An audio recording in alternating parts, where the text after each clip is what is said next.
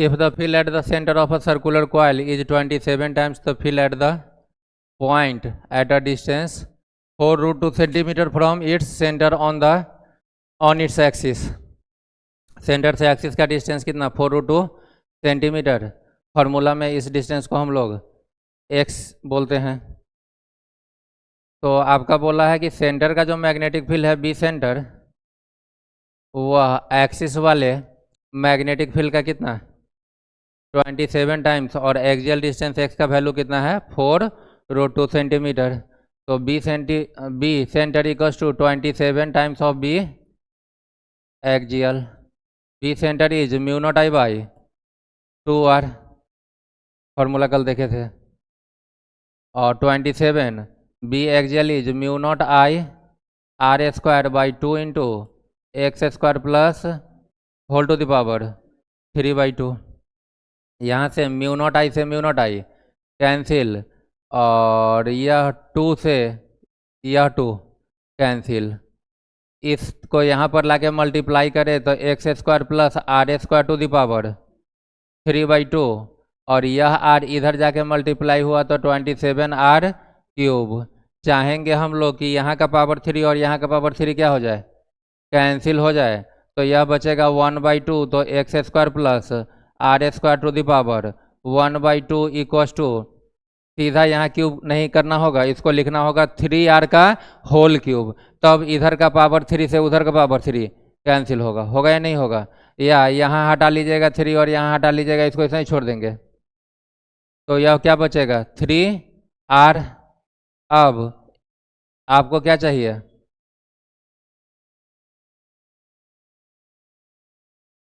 Then calculate the radius of the coil. r का value चाहिए if n equals to 100। Number of turn जो दिया है वह कितना दिया है, तो मान लीजिए यह सर्कुलर कॉइल है, सेंटर पर मैग्नेटिक फील्ड B, और लेफ्ट में पड़ रहा है सेंटर तो डॉट नेचर का B।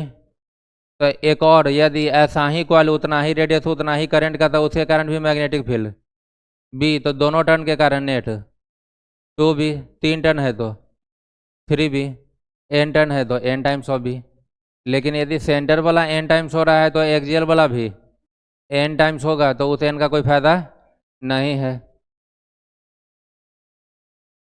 आई वगैरह का कहीं कोई यूज पहले ही कैंसिल हो जा रहा है। आपसे रेडियस r पूछा है, क्या पूछा है रेडियस, तो यहाँ r निकालने के लिए पहले इस पावर हाफ को हटाना होगा, इसके लिए दोनों तरफ स्क्वायर करेंगे। स्क्वायर करते ही यहाँ आ जाएगा x square plus equals to 9r square, यह r स्क्वायर उधर जाके माइनस हुआ तो 8r square equals to x square. यहाँ से आपका r का चाहे r स्क्वायर पहले निकाल लीजिए, यह आ जाएगा एक्स स्क्वायर बाई 8। r निकालने के लिए दोनों तरफ रूट कर लीजिए, तो यह x का रूट x, अब बाई 8 का रूट 2√2 होता है। x का वैल्यू अब पुट कर लीजिए कितना 4√2 सेंटीमीटर में, तो r भी आ जाएगा सेंटीमीटर में, डिवाइडेड बाई 2√2, √2 कैंसिल, 4/2 कितना 2 सेंटीमीटर का रेडियस रहेगा। रहेगा या नहीं रहेगा। एक कंसेप्ट अपने को जानना है, और यह बहुत ही इम्पोर्टेंट कंसेप्ट रहता है। यदि अपने पास एक सर्कुलर करंट कैरिंग लूप हो सिंगल टर्न का, एक टर्न का, और इसके सेंटर का मैग्नेटिक फील्ड समथिंग B मान लीजिए। अब इसी कॉइल को कट करके हम लोग छोटा छोटा n टर्न में डाल दें। कितना टर्न में, सबका रेडियस सेम दिखाने के लिए के ऊपर दिखा नहीं सकते हैं, सबका रेडियस, और सब में I अमाउंट का करंट। कितना अमाउंट का current, I he come current individual में, एक में I, दूसरे में भी I, तीसरे में भी I, सब में कितना करंट I करंट है सब, एक के ऊपर दूसरा, दूसरा के ऊपर तीसरा है, ठीक है। तो इस छोटा वाला कितना टर्न में डाले हो, n टर्न में।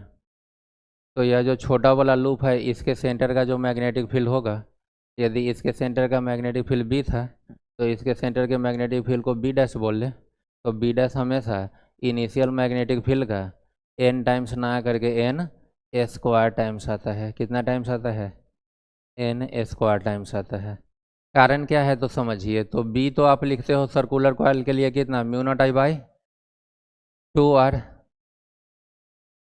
और यदि एक से ज़्यादा टर्न है तो इंटू नंबर ऑफ टर्न करते हैं। यहाँ तो नंबर ऑफ टर्न 1 ही है, लेकिन उसके लिए तो n करना पड़ेगा कि नहीं करना पड़ेगा, क्योंकि सारा इंडिविजुअल लूप जो जनरेट करेगा सबका डायरेक्शन सेम रहेगा, तो उतना टाइम साइड कीजिए या उस नंबर से मल्टीप्लाई कीजिए। तो एक तो b number of turn n बढ़ने के कारण बढ़ गया, और दूसरा जैसे ही छोटा किए हो तो b r के क्या है, इनवर्सली है। तो यदि n टर्न में डाले हो तो इसका रेडियस r था, तो उसका रेडियस r बाई n हो जाएगा। जितना टर्न में डालेंगे उसी रेशियो में रेडियस कम होगा, होगा या नहीं होगा। तो यदि डिटेल में हम आपको कर करके दिखाएं तो यहाँ के लिए जो मैग्नेटिक फील्ड इनिशियल लिखिएगा वो हम u0I/2r लिखिएगा, और बी डैश यदि हम लिखें इसके रेडियस को कैपिटल R बोल लीजिए, और इसके रेडियस को स्मॉल r कुछ देर के लिए बोल लेते हैं, और बाद में स्मॉल r को किसके टर्म में ले आएंगे, कैपिटल R। सब तो दोनों b को रिलेट कर पाइएगा। तो बी डैश को हम लिख लेते हैं u0I/2 इंटू स्मॉल r, और उसमें number of turn something n है तो n करेंगे। यहाँ से हम लिखेंगे u0I/2 इंटू n, और r का वैल्यू किसके टर्म में, कैपिटल R के टर्म में। इसके लिए देखिए, इसके एक टर्न का लेंथ 2πr और इसके n टर्न का टोटल लेंथ क्या होना चाहिए, सेम होना चाहिए।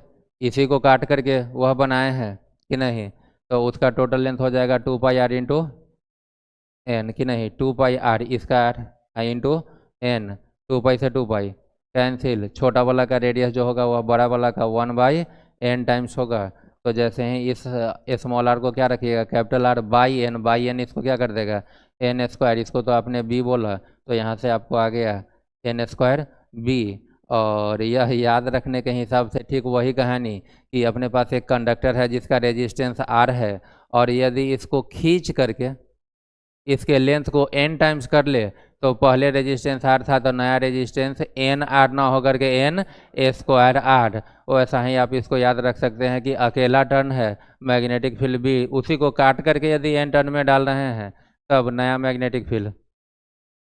लेकिन ऐसा लूप अलग से हम ले लें और n टर्न डाल दे तब n स्क्वायर टाइम्स ना होकर के केवल n टाइम्स होगा कि नहीं होगा। लेकिन इसको काट करके छोटा बनाइएगा तो रेडियस भी उसी रेशियो में क्या होगा, कमेगा, और b तो r के इन्वर्सली है और नंबर ऑफ टर्न के डायरेक्टली, तो ओवरऑल n स्क्वायर टाइम्स होता है। ठीक है, निपटाइए। कि सबसे पहले आप मान लीजिए कि कॉइल कोई ना कोई सिंगल टर्न रहा होगा, कितना टर्न, तो सिंगल टर्न वाला को हम b1 लिखते हैं, एक टर्न है, और उसके सेंटर के मैग्नेटिक फील्ड को क्या बोले, b। अब इसी एक टर्न को अगली बार कितना टर्न में डाल लीजिए, 2 टर्न में, तो उसके मैग्नेटिक फील्ड को b2 बोल लीजिए। तो 2 टर्न वाला क्या हो जाएगा, नंबर ऑफ टर्न का स्क्वायर इंटू b, तो नंबर ऑफ टर्न 2 है तो 2 का स्क्वायर 4 इंटू b हो जाएगा, और b3 डाल लीजिए। अब उसी को कितना टर्न में, 3 टर्न में डाल दिया है तो 3 स्क्वायर कितना 9b। यहाँ से यदि b3/b2 करें तो 9b/4b, 9/4। यदि बोला रहता 2 टर्न बाई 3 टर्न तो 4/9 आता है नहीं आता। और अब हम लिखेंगे magnetic field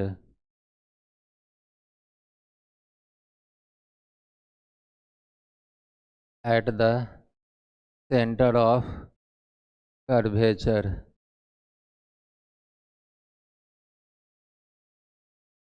due to an arc, due to an arc।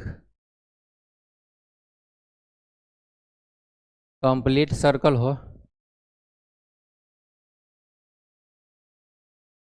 और करंट ऐसा एंटी क्लॉकवाइज तो भी निकाल चुके हैं कितना, μ0I/2r। अब लॉजिक के हिसाब से देखिए, इसको 2 पार्ट में ऐसा ब्रेक कर लेते हैं। तो यह करंट जब ऐसा चला तो यहाँ पर कुछ मैग्नेटिक फील्ड जनरेट किया, और डॉट नेचर का वही करंट जब लोअर सेक्शन में आया तो फिर से किस नेचर का, डॉट। करंट अभी भी क्या है, सेम है।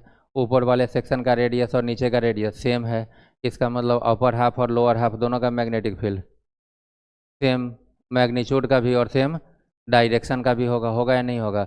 भले ही अपर और लोअर सेक्शन में करंट जो है उसका डायरेक्शन सेम भी बोल सकते हैं, सेम इसलिए क्योंकि यह कैसा एंटी क्लॉकवाइज, और यह भी कैसा एंटी अपोजिट, इस हिसाब से कि यहाँ से लेफ्ट की तरफ, और जबकि यह क्या हो जाएगा राइट की तरफ। लेकिन नेट मैग्नेटिक फील्ड दोनों का मैग्नीट्यूड और डायरेक्शन वाइज सेम है, तो नीचे यदि बी जनरेट किया तो ऊपर वाला भी बी, नेट मिल करके 2b, और वह 2b तो आपको पता है कितना के equal mu naught I by 2r। तो अकेला लोअर हाफ कितना जनरेट किया, mu naught I by 4r, mu naught I by 4r, 2b equals to mu naught I by 2r, तो b equals to mu naught I by 4r। इसका मतलब loop आधा हो गया तो मैग्नेटिक फील्ड भी उसी रेशियो में आधा हो गया, तो जब 1/4 हो जाएगा तो total mu naught I by 2r का कितना 1/4 हो जाएगा। 1/8 में डिवाइड कर ले तो हो जाएगा या नहीं हो जाएगा, 1/4 हो जाना, हाफ हो जाना, मतलब पहले टोटल के कारण एंगल 360, तो आधा के कारण 180, 1/4 हो जाना मतलब 90। तो इसको यदि हम लोग जनरलाइज कर ले कि कोई आर्क हो, क्या हो आर्क, और वह सेंटर ऑफ कर्वेचर पे जिसका रेडियस आर्क कितना है आर है, आर्क का रेडियस आर है, और सेंटर ऑफ कर्वेचर पे एंगल कितना बनाया थीटा, और थीटा यदि हम डिग्री में ले ले, किस में ले ले डिग्री में, तो आप यूनिटरी मेथड से कर सकते हैं कि जब टोटल एंगल 360 रहता है तब मैग्नेटिक फील्ड होता है mu naught I by 2r। तो यूनिट एंगल के लिए यह हो जाएगा mu naught I by 2r divided by 360, जिसको लिख लेते हैं 1/360। तो जब एंगल थीटा डिग्री बनेगा तब मैग्नेटिक फील्ड हो जाएगा mu naught I by 2r into 1/360 into theta. Theta ऊपर जाएगा, 360 कहाँ जाएगा नीचे जाएगा। तो एंगल का भी यदि डिग्री में दे रखा हो तो यहाँ पर थीटा बाई 360 कीजिए, एंगल रेडियन में दे रखा हो समथिंग π/4 π/2 वगैरह, तो 360 को 2π लिख लेंगे, रेडियन में लिख लेंगे या नहीं लिख लेंगे। तो यही फॉर्मूला यहाँ से आपका आ गया बी ड्यू टू आर्क। क्या आ गया बी ड्यू टू आर्क, कि बी आर्क हमेशा होगा mu naught I by 2r, जो कंप्लीट सर्कल के लिए है याद रखेंगे ही। अब बगल में थीटा बाई 360। अब यदि आधा सर्कल है सेमी सर्कल, तो सेमी सर्कल के लिए थीटा कितना है 180, अब बाई 360 1/2, या 2 इधर गया तो टोटल का आधा mu naught I by 4r and so on. समझ पाएगा, कोई दिक्कत नहीं ना। एक चीज़ और आगे जान लेते हैं, मैग्नेटिक फील्ड निकालने के लिए कौन सा फॉर्मूला है अपने पास, बायोट, कितना मैग्नीट्यूड आता है sine theta by R square theta, D L और आर के बीच का एंगल डी एल, और डी एल तो आप कंडक्टर के ऊपर छोटा टुकड़ा लेते हो, और आर किसको बोलते हैं डी एल से उस पॉइंट तक का डिस्टेंस जहाँ पे मैग्नेटिक फील्ड निकालना है वही आर कहलाता है। और यह आर परपेंडिकुलर भी सकता है और नहीं भी, नॉट नेसेसरली परपेंडिकुलर, क्योंकि आप साइन थीटा बोल रहे हो डी एल और आर के बीच का एंगल। तो एक चीज़ आपको याद रखना होगा कि कभी भी कोई करंट कैरिंग कंडक्टर हो, इसके सामने के पॉइंट पे जाइए यदि, तो डी एल यहाँ पे कट किए तो डी एल का डायरेक्शन करंट के डायरेक्शन में, और आर के लिए डी एल से जब आप आर को मिलाइएगा तो आर और डी एल का डायरेक्शन सेम हो जाएगा, और सेम डायरेक्शन के लिए क्रॉस प्रोडक्ट हमेशा 0 हो जाता है। यदि वह पॉइंट जहाँ मैग्नेटिक फील्ड निकालना है वह करंट के सामने ना होकर के कंडक्टर के पीछे वाले हिस्सा के लिए हो, तो डीएल तो अभी भी किधर रहेगा राइट, लेकिन आर के लिए डीएल से जब इसको मिलाइएगा तो आर किधर रहेगा लेफ्ट। डीएल और आर के बीच का एंगल 180, तो यहाँ पर भी मैग्नेटिक फील्ड 0। इसका मतलब किसी भी करंट का रिंग कंडक्टर है या स्ट्रेट कंडक्टर है उसके सामने और पीछे के पॉइंट पर मैग्नेटिक फील्ड कभी भी नहीं मिलेगा। न मिलने का कारण समझ में आ गया होगा, सामने के लिए डी एल और आर के बीच का एंगल 0, पीछे के लिए। यदि यह एक करंट कैरिंग कंडक्टर है तो इसके सामने यहाँ पे और यहाँ पे मैग्नेटिक फील्ड, यहाँ पे मैग्नेटिक फील्ड, सामने सामने कहीं भी चले जाइएगा, पीछे के सब जगह चले जाइएगा, मैग्नेटिक फील्ड क्या मिलेगा, मिलेगा या नहीं मिलेगा। तो आपके लिए क्वेश्चन है कि find the value of B at point O, at point O. Figure A है,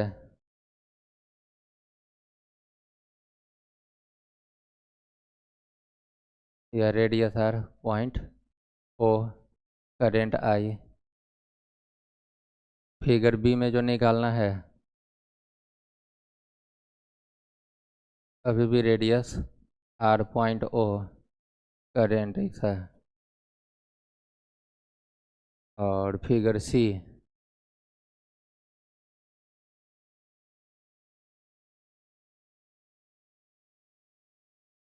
आई, रेडियस आर, पॉइंट ओ। इस स्टेट कंडक्टर के लिए देखें तो ओ पॉइंट पे मैग्नेटिक फील्ड निकाले तो कंडक्टर के यह कहाँ का पॉइंट, सामने का, और अभी समझाया गया कि सामने और पीछे दोनों जगह मैग्नेटिक फील्ड। इस स्टेट कंडक्टर के लिए यह कहाँ का पॉइंट, पीछे का, तो सामने और पीछे दोनों जीरो, तो दोनों स्टेट के कारण यहाँ पर कोई मैग्नेटिक फील्ड। यह कैसा सर्कल, सेमी सर्किल, और सेमी सर्किल के सेंटर पर टोटल का आधा μ0I/4r, तो यहाँ पर, और यह राइट में है तो क्रॉस, तो यहाँ के लिए बी आ जाएगा μ0I/4r, और किस नेचर का, क्रॉस नेचर का। यहाँ पे चलिएगा तो इस स्टेट कंडक्टर के कारण ओ पे 0, इस स्टेट के कारण भी, सेमी सर्किल के कारण μ0I/4π, और करंट के लेफ्ट में है ओ पॉइंट, तो डॉट फील्ड μ0I/4r, किस नेचर का, डॉट नेचर का। यहाँ पर भी वही हाल होगा, इस कंडक्टर के कारण सामने तो 0, इसके पीछे तो 0, μ0I/4r, μ0I/4r, और चले कैसे, तो ऊपर से नीचे, ऊपर से नीचे, और ऊपर से नीचे चलेंगे तो राइट साइड, किधर आएगा, राइट साइड। नहीं तो आप नीचे से ऊपर चल लीजिए, आज जो डायरेक्शन आए उसका उल्टा कर लीजिए, तो नीचे से जब ऊपर चलेंगे तो इधर से चल, यह तो करंट के उल्टा अभी चलो, तो यह किधर पर है, लेफ्ट, जबकि ऊपर से चलते तो क्या पड़ता है, राइट। लेफ्ट में डॉट होता है और राइट में क्रॉस होता है, तो यह क्रॉस नेचर का आएगा, और यह क्रॉस आया है तो यह किधर आएगा, क्रॉस ही आएगा। करंट के डायरेक्शन में चलिए ना, तो राइट में, तो फिर से इसका बी μ0I/4r ही, और डायरेक्शन क्रॉस ही, अंदर की तरफ मैग्नेटिक फील्ड होगा, होगा या नहीं होगा। और सर्कुलर करंट लूप से रिलेटेड जो अंतिम बात, या जो आप फाइनाइट लेंथ वगैरह पढ़े थे, सबसे को मिला जुला दिया जाए तो अंतिम बात क्या जानना है, वह भी बड़ा इंपॉर्टेंट है। उसको हम लोग बोलते हैं अपने लैंग्वेज में बैटरी वाला क्वेश्चन। क्या बोलते हैं, देखिए ज़रा, यदि एक करंट कैरिंग सर्कुलर लूप है तो यहाँ पर कहीं बैटरी वगैरह दिख रहा है क्या, नहीं, तब तो सेंटर पे मैग्नेटिक फील्ड होगा बी, और बी का वैल्यू कितना आएगा, μ0I/2r आएगा या नहीं आएगा। लेकिन अब इसी एक सर्कुलर लूप में हम क्या कर ले कि यहाँ और यहाँ बैटरी कनेक्ट कर ले, दोनों जगह पे क्या कर ले, बैटरी के द्वारा करंट भेजे, तो बैटरी के पॉजिटिव से आई करंट निकलेगा ऊपर जा कर के कितना, यहाँ पर जाकर के कितना पार्ट में, 2 पार्ट में। और यदि ठीक डायमेट्रिकली अपोजिट कनेक्ट किए हो तो जितना रेजिस्टेंस ऊपर के पोर्शन का उतना ही रेजिस्टेंस है, और दोनों सीरीज में कि पैरेलल में, पैरेलल में, तो दोनों का करंट का डिस्ट्रीब्यूशन सेम हो जाएगा, वोल्टेज सेम है, रेजिस्टेंस सेम है, तो आई भी क्या होगा, सेम होगा, तो यह इक्वली डिस्ट्रीब्यूट होगा, यहाँ I/2 और यहाँ भी कितना, I/2। यदि इस I/2 के कारण यहाँ पे मैग्नेटिक फील्ड देखिए तो μ0I के बदले I/2 आर के 2 नहीं 4r, सेमी सर्कल के कारण 4 और r के बदले r, और नीचे के कारण भी मैग्नीट्यूड वाइज उतना ही, लेकिन इसके लिए यह राइट में पड़ रहा है क्रॉस, जबकि इसके लिए यह लेफ्ट में डॉट, तो यहाँ पर बी जो हो जाएगा सेंटर पर वह 0 हो जाएगा। क्या हो जाएगा, यहाँ से पता यह चला कि यदि पहले से करंट दे रखा हो लूप में तब तो मैग्नेटिक फील्ड होगा, लेकिन वही करंट बैटरी के द्वारा सप्लाई किया जाए, वही करंट, तब नेट मैग्नेटिक फील्ड 0 हो जाएगा। इसी चीज़ को दिखाने का एक और तरीका हो सकता है कि लूप दिखा दे, यहाँ से आई करंट इन करवाए और यहाँ से आई करंट क्या करवा ले, आउट करवा ले। आप यह बैटरी वाला सिचुएशन है कि यहाँ से जाके कितना पार्ट में, 2 पार्ट में, यहाँ पर भी बी क्या हो जाएगा, 0 हो जाएगा। नेक्स्ट जो हम लोग को जानना है, यह जानना है कि आप ज़रूरी नहीं है कि बैटरी डायमेट्रिकली अपोजिट पॉइंट पे ही कनेक्ट कीजिए, आप किसी भी एंगल पे कनेक्ट कीजिएगा। सिंपलिसिटी के लिए एंगल को थीटा ना लेकर के थीटा का न्यूमेरिकल वैल्यू ले लेते हैं समथिंग 30 डिग्री पे, कितना पे, यह बैटरी का पॉजिटिव टर्मिनल और इधर बैटरी का नेगेटिव। इसको जब पीछे मिलाएं तो सेंटर पर यह छोटा वाला आर्क कितना बनाया, 30 डिग्री, तो उधर कितना बनाएगा, 330 डिग्री, सॉरी 270 नहीं, कितना 330 बनाएगा। अब देखिए यहाँ पर क्या होगा कि यहाँ पर भी जब आप सेंटर पे मैग्नेटिक फील्ड निकालिएगा बी सेंटर, तो वह बेचारा भी 0 होगा। आपको लग रहा होगा कि सर यह तो बड़ा वाला है, तो बड़ा वाला के कारण यह करंट तो ऐसा जाएगा इसमें, इधर राइट में क्रॉस, और छोटा वाला के कारण लेफ्ट में कितना, डॉट, कि नहीं, तो डायरेक्शन तो अपोजिट है, लेकिन मैग्नीट्यूड लग रहा होगा कि इसका और इसका अलग, लेकिन अलग बिल्कुल नहीं होगा। वह क्यों होता है उसको समझ लीजिए।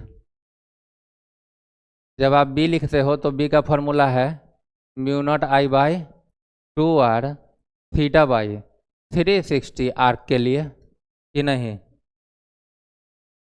तो इसके लिए तो एंगल आप डालिएगा कितना 330, जो कि 30 का कितना गुना है 11 गुना है। तो हम ऐसा कर लेते हैं बी बिगर और ए क्या कर लेते हैं बी स्मॉलर। यह हो जाएगा mu naught I by 2r theta by 360 degree. अब जरा देखिए इसके लिए ऊपर वाला के लिए म्यू नॉट तो नीचे वाला के लिए भी, उसके लिए 2r तो नीचे के वाला के लिए भी, नीचे 360 दोनों जगह चेंज होगा दोनों का, थीटा चेंज होगा दोनों का, और चेंज होगा दोनों का आई, चेंज होगा दोनों का आई। समझिए जरा, यदि इसका लेंथ ज़्यादा है मटेरियल तो सेम ही रहेगा, वायर का रेजिस्टेंस आर होता है रोएल अपॉन ए, तो मटेरियल सेम और मोटाई मतलब क्रॉस सेक्शनल एरिया भी सेम, तो जिसका लेंथ ज़्यादा है उसका रेजिस्टेंस ज़्यादा होगा। और यह पोर्शन ऊपर वाला और नीचे वाला तो आपस में पैरेलल में है और पैरेलल में वोल्टेज सेम है। तो यदि करंट आई देखिए तो I equals to V by R, तो सेम वोल्टेज के लिए वी आर के क्या रहेगा इनवर्सली। तो इसका यदि एंगल 11 गुना तो theta equals to L by R से, आर यदि फिक्स कर ले तो एंगल 11 तो लेंथ भी 11 गुना, और लेंथ 11 गुना है, लेंथ 11 गुना है तो रेजिस्टेंस भी 11 गुना, और रेजिस्टेंस 11 गुना ज़्यादा तो करेंट 11 गुना कम कि नहीं। तो जैसे ही एंगल 11 गुना मतलब 30 गुने 11, तो इसका करंट यदि आई डैश बोल लीजिए तो यह आई डैश बाई 11 या गुना 11 और बाई 11, जिस रेशियो में एंगल बढ़ रहा है करंट उसी रेशियो में घट रहा है, तो overall B bigger equals to B magnitude wise और डायरेक्शन वाइज क्या है अपोजिट। तो ऐसा लिख ले सकते हैं माइनस दे करके कि नहीं। तो नेट मैग्नेटिक फील्ड इसका मतलब कोई भी एक लूप हो जाए, कोई भी एक करंट का इंक्लोज लूप या मैग्नेटिक डाइपोल, और उसमें करंट कैसे भेजिए बैटरी के द्वारा, तो सेंटर पर अपर और लोअर दोनों मिला करके नेट मैग्नेटिक फील्ड हमेशा क्या देगा, देगा या नहीं देगा। और अंतिम बात कि यह चीज़ किसी भी यूनिफॉर्म फिगर के लिए वैलिड है, यह चीज़ किसी भी यूनिफॉर्म फिगर के लिए वैलिड है। इक्विलेटरल ट्रायंगल को यूनिफॉर्म फिगर बोलेंगे या नहीं बोलेंगे, बोलेंगे। स्क्वायर को रेगुलर पेंटागन, रेगुलर हेक्सागन सब रेगुलर टाइप का फिगर है। तो यदि आपने कल देखा था कि एक ऐसा करेंट कैरिंग क्लोज लूप है तो ओ पॉइंट पर B at point not equals to 0 और निकाल के दिखाया गया था, एक का निकाल करके कितना गुना 3 गुना करते हैं। लेकिन यही अब इक्विलेटरल ट्रायंगल में जो आप करंट भेज रहे हो वह किसके द्वारा भेजिए, बैटरी के द्वारा भेजिए। यहाँ से इन करेगा यदि करंट तो 2 पार्ट में, यह और यह आपस में सीरीज में रहेगा, और यह करंट और यह करंट ऐड होकर के फिर उतना ही करंट आउट होगा, होगा या नहीं होगा। तो यहाँ पर यदि निकालिएगा ओ पॉइंट पर तो बी एट पॉइंट ओ हमेशा क्या मिलेगा 0। कारण क्या है कि यहाँ पर अकेले का magnetic field mu naught upon 4 pi I by R cos theta 1 minus cos theta 2 150 degree आएगा, थीटा 2 की नहीं आएगा। लेकिन जब इसका कीजिएगा तो एक का निकाल के कितना गुना 2 गुना, इसके डायरेक्शन का अपोजिट होगा इस दोनों का डायरेक्शन कि नहीं होगा। इसके लिए भी राइट में क्रॉस और इसके लिए भी राइट में, जबकि इसके लिए लेफ्ट में कैसा रहेगा डॉट। तो आपको लगेगा कि सर यहाँ तो 2 गुना कर रहे हैं क्योंकि 2 कंडक्टर है, लेकिन आपको दिख रहा है कि यदि 2 कंडक्टर हो गया तो रेजिस्टेंस भी इसके रिस्पेक्ट में ऊपर वाला का 2 गुना हो गया, और रेजिस्टेंस 2 गुना हुआ तो जो भी इसका करंट आई रहेगा उसके रिस्पेक्ट में इसका करंट आधा हो जाएगा। तो कंडक्टर का नंबर यदि 2 गुना तो करंट हाफ, मिल करके इस तरीके से कि नेट मैग्नेटिक फील्ड 0 हो जाएगा। यदि अपने पास एक स्क्वायर हो क्या हो जाए स्क्वायर हो जाए, और इसमें बैटरी के द्वारा करंट भेजे, करंट चाहे आप डायगनली अपोजिट भेजिए या फिर किसी एक साइड के लॉन्ग, बी एट पॉइंट वो क्या होगा 0। रेगुलर पेंटागन हो हेक्सागन हो, रेगुलर पेंटागन हो या हेक्सागन हो, कोई भी रेगुलर फिगर हो, कोई भी रेगुलर फिगर हो जिसका सारा साइड इक्वल, तो किसी भी 2 पॉइंट के एलोंग क्या कनेक्ट कर लीजिए बैटरी, सेंटर पे हमेशा मैग्नेटिक फील्ड जीरो मिलेगा। इस चीज़ को हम लोग बाद में भी बोलेंगे कि बैटरी वाला क्वेश्चन में, और बैटरी वाला क्वेश्चन किस टाइप के फिगर के लिए, रेगुलर फिगर के लिए, पूरा सर्कल है तो वो तो रेगुलर है, या साइड जिसका इक्वल हो या angle equal, net magnetic field हमेशा क्या मिलेगा, जीरो मिला करेगा। ठीक है क्या, यही आपका कंसेप्ट था आज का।